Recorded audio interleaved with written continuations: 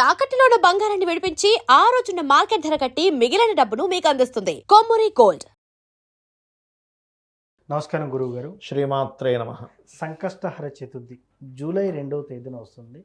సంకటములు అంటే మనకున్నటువంటి ఆటంకాలు తొలగించేవాడు గణనాథుడు అని చెప్తాం. అవునండి, అవును. సంకటహర చతుర్థి రోజున ఏం చేస్తే మనకి ఇటువంటి అన్ని అడ్డంకులు తొలగిపోతాయంట? తప్పకుండా అండి. మనకి శాస్త్రాల్లో చతుర్థి తిథికి చాలా విశేషమైనటువంటి స్థానాన్ని ఇవ్వడం జరిగింది. అందరూ కొన్ని మంచి పనులు అయ్యే చతుర్థి తిథి వద్దంటుంటాం. పంచమి తిథి మంచిది, సప్తమి మంచిది, షష్ఠి అనగానే వద్దంటాం, అష్టమి అనగానే భయపడతాం, నవమి అనగా భయపడతాం. కానీ కొన్ని తిథుల్లో చతుర్థి, అష్టమి, నవమి దేవీ భాగవతంలో కూడా చెప్పబడింది. ఇవి చాలా విశేషమైనటువంటివి. ఈ రోజుల్లో కనుక దేవతా సంబంధించినవి ఏదైనా చేస్తే సంకష్టములు పోతాయి. సంకష్టహర చతుర్థి, హరించేవాడు సంకష్టాలను. అయితే ఎవరి జన్మజాతక చక్రంలో అయినా కేతు ఉండే పొజిషన్స్ని బట్టి వాళ్ళకి ఆటంకాలు వస్తుంటాయి. ఒక్కొక్క గ్రహానికి అధిష్టాన దేవతలు ఒకరు ఉంటారు. కేతువుకి అధిష్టాన దేవత గణపతి, రాహుకి దుర్గా. అంటే అందుకే రాహు సంబంధించిన దోషాలు ఏమైనా ఉన్నాయి దుర్గాదేవిని పట్టుకోండి అంటారు, క్లియర్ అయిపోతుంది. కేతు సంబంధించిన దోషాలు ఏదో ఉన్నాయి గణపతిని పట్టుకోవాలి. మనకి ఏదైనా ఆటంకం జరుగుతుంది, ఇప్పుడు లగ్నంలో ఉందనుకోండి, వాళ్ళు ఎదగడు తొందరగా. లేకపోతే స్పిరిచువల్లోకి వెళ్తే మళ్ళీ బాగా ఎదుగుతాడు. ధనస్థానంలో ఉంది, లేకపోతే ధనానికి సంబంధం కలిగి ఉంది, డబ్బులు రాకపోవడం, వచ్చినా సరే పోవడం, కుటుంబంతో ఏదో విభేదాలు రావడం జరుగుతుంటుంది. అప్పుడు సంకష్టహర చతుర్థి చేస్తే ఇది క్లియర్ అవుతుంది. అయితే ఒక్కొక్క ప్లేస్లో ఉండే కేతువుని బట్టి ఒక్కొక్క ప్రక్రియ చేస్తూ సంకష్టహర చతుర్థి రోజు చేసినట్లయితే మరింత మంచి ఫలితాలు వస్తాయి. ఇప్పుడు లగ్నంలో ఉన్నాడు అనుకోండి, సంకష్టహర చతుర్థి నాడు ఎక్కువ ధ్యానం చేయాలి. ఓం గం గణాధిపతయే నమః, ఓం గం గణాధి మనసులో ఎప్పుడో తిప్పుతూ ఉండాలి. 1లో ఉన్నా 4లో ఉన్నా కూడా. ధనస్థానంలో ఉన్నాడు, అప్పుడు ఏం చేయాలి? మీరు స్వామివారిని గరికతో పూజించాలి.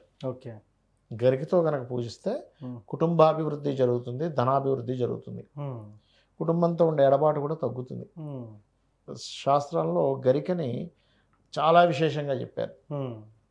అయితే అది జలరాశుల్లో ఉన్నాడు కేతువు, తర్పణం చేసి ఆ గరికని పెట్టచ్చు. అగ్నితత్వ రాశుల్లో ఉంటే హోమం చేయాలి అదే గరికతో. ఓకే, అలా కాదండి భూతత్వ రాశుల్లో ఉన్నాడు, చక్కగా ఉలవలు దానం ఇస్తే మంచిది సంకష్టహర చతుర్థి నాడు. ఇప్పుడు జలరాశులు అయితే తర్పణము, అగ్నితత్వ రాశులు అయితే అది, భూతత్వ రాశులు అగ్ని, భూ, వాయు, జలవాయుతత్వ రాశులు ఉన్నాయనుకోండి కేతువు. వాయుతత్వ రాశులు అంటే ఏమిటి అని చెప్పి చూసుకుంటే, అగ్నితత్వ రాశులు ఏంటి అని ముందుగా చూసుకుంటే మేషము, సింహము, ధనస్సు. భూతత్వ రాశులు వృషభము, కన్యా, మకరం. వాయుతత్వ రాశులు మిథునం, తుల, కుంభం. వాయుతత్వ రాశుల్లో ఉంటే మీరు ఎక్కువ వింటుండాలి గణపతికి సంబంధించిన ఏవైనా. జలతత్వ రాశులు అంటే ఏమిటి? కర్కాటకము, వృశ్చికము అండ్ మీనం. ఇవి చేయాలి. అయితే 3వ స్థానంలో ఉన్నాడు కేతువు. మీరు ఏం మాట్లాడినా మిస్కమ్యూనికేషన్ అయిపోద్ది. అప్పుడు గణపతిని తలుచుకుంటూ సంకష్టార చతుర్థి చేస్తే మిస్కమ్యూనికేషన్స్ తగ్గుతాయి, అన్నదమ్ములతో పడకపోవడం జరుగుతుంటుంది కదా. 4లో ఉంటే కూడా మెడిటేషన్లా చేయాలని చెప్పాను. 4లో కనుక కేతు ఉన్నారు ఎవరికైనా, వాళ్ళ పేరు మీద సైకిల్ కూడా ఉండడానికి వీల్లేదు, పనికిరాదు, పోతుంది. వాళ్ళకి ఇంకా ఎక్కువ కష్టాలు వస్తాయి. జీవిత భాగస్వామి పేరు మీద, పిల్లల పేరు మీద కొనుక్కోవాలి ఏ ప్రాపర్టీ అయినా. మరి వాళ్ళ జాతకం కూడా చూపించుకోవాలి. కరెక్ట్. 5లో ఉన్నాడు, సంతానం దూరం అవడం, ఫ్రెండ్స్తో ఇబ్బంది రావడం, షేర్ మార్కెట్లో గిరుక్కోవడం జరుగుతుంటుంది. అలాంటప్పుడు ఏదైనా ఒక మంత్రం తీసుకొని గురువుల దగ్గర, గణపతి మంత్రాలు ఉంటాయి, చాలా రకాలు ఉంటాయి గణపతులు. ఆ మంత్రం తీసుకొని రోజు అనుష్ఠానం చేసినట్లయితే పంచమ స్థానంలో ఉండే కేతు ప్రభావం తగ్గుతుంది. 6లో కేతు ఉన్నాడు అనుకోండి, శత్రువుడు అర్థం కాదు, రహస్యంగా శత్రువు వీడిని పాడు చేస్తూ ఉంటాడు, ఏమిట్రా ఈ పరిస్థితి అనిపిస్తూ ఉంటుంది. హోమం, గణపతి హోమం చేస్తే, గణపతి హోమాన్ని పెట్టుకున్నట్లయితే ఖచ్చితంగా క్లియర్ అవుతుంది. సప్తమంలో కేతు ఉన్నాడు, జీవిత భాగస్వామితోనే, పార్ట్నర్షిప్స్తోనే ఎప్పుడు ఏదో ఒక ఇబ్బందులు ఉంటూ ఉంటాయి. బట్ సప్తమాధిపతి బాగుంటే కొంత తగ్గుతుంది. కానీ అప్పుడు ఏం చేయాలి? జీవిత భాగస్వామితో కలిసి మీరు గణపతి పూజ చేసుకోవాలి, అప్పుడు ప్రభావం ఉండదు.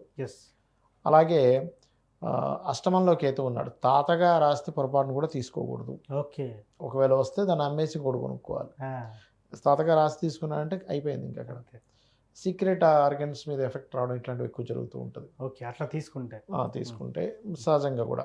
9th హౌస్లో కేతు ఉన్నాడు, తండ్రి మంచి దేవతా సంబంధమైన దీంట్లో ఉంటాడు, ఎక్కువ క్షేత్ర దర్శనాలు చేయాలి. అందులో ముఖ్యంగా గణపతి క్షేత్రాన్ని వెళ్ళడం కనుక చేస్తూ ఉంటే చాలా మంచిది. దశమకేతు ఆ వ్యక్తి ఉద్యోగంలో ఎంత రాణించాలని రాణించలేడు, కానీ వ్యాపారం చేస్తే రాణించగలడు దశమంలో కేతు ఉన్నప్పుడు. అయితే లాభస్థానాధిపతి కూడా బాగుండాలనుకుంటే ధనం ఏ రూపంలో వస్తుంది, ఏం చేస్తే ఈయనకి డబ్బులు వస్తుందని చూసుకోవాలి. లాభకేతు ఉన్నప్పుడు ఏమవుతుందంటే కొన్ని వ్యాపారాలకు బాగుంటుంది, అది ఉండే రాశిని బట్టి. కానీ లాభకేతు మంచివాడే చెప్పాలంటే. కానీ కొన్నిసార్లు వాళ్ళకి పడని వ్యాపారాలకు వెళ్తే ఇబ్బందినిస్తాడు. ఓకే. 12లో కేతు ఉంటే ఈ వ్యక్తికి కొన్నిసార్లు అంటే తండ్రి ఆస్తి పడకపోవడం, సెక్సువల్ రిలేటెడ్ సంబంధం విషయంలో కొంచెం ఇబ్బందులు రావడం, విదేశాలకు వెళ్ళడం వల్ల అక్కడ ఇబ్బంది పడడం వల్ల ఇండియాకి రావడం జరుగుతుంటుంది. అలాంటప్పుడు గణపతి ఆలయానికి వెళ్ళి అక్కడ మీరు కనుక ఏదైనా సేవ చేసినట్లయితే వ్యయస్థానంలో ఉండే కేతు ప్రభావం తగ్గుతుంది. ఇలా 12 భావాల్లో ఉండే కేతు యొక్క ప్రభావం ఈ రకంగా ఉంటే సంకష్టహార చతుర్థి నాడు నవగ్రహాల్లో కేతుగ్రహం దగ్గర భక్తి శ్రద్ధలతో దీపారాధన చేసి మీరు సంకష్టహార చతుర్థి నాడు గణపతిని భక్తి శ్రద్ధలతో కనుక చేసినట్లయితే పూజాది కార్యక్రమాలు, గణపతి దేనికి కారకుడు అంటే ఆనందానికి కారకుడు అని చెప్తుంది శాస్త్రం. ఆటంకం తొలగిపోతే ఆనందమే కదండి. అంతే కదా. ఇప్పుడు కరెంటు పోయింది అనుకోండి, సడన్గా వస్తే అమ్మయ్య కరెంట్ వచ్చింది అంటాం. అవును. శాలరీ పడలేదు, అమ్మయ్య శాలరీ పడింది అంటాం.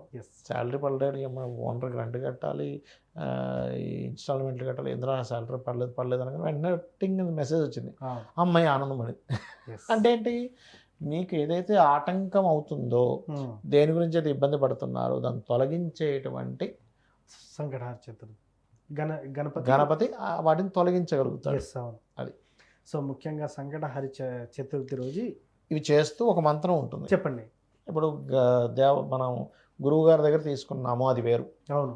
ఓం కామేశ్వర ముఖాలోక కల్పిత శ్రీ గణేశ్వర, ఈ నామాన్ని చేస్తే గణపతి మాత్రమే కాకుండా పార్వతీ పరమేశ్వరుల యొక్క అనుగ్రహం కూడా కలుగుతుంది. సో వాళ్ళ తల్లిదండ్రుల అనుగ్రహం కూడా చేసిన వారికి కలుగుతుంది. సో సంకటహార చతుర్థి చాలా చక్కగా చెప్పారు గురువు గారు. ధన్యవాదాలు. శ్రీమాత్రే నమః.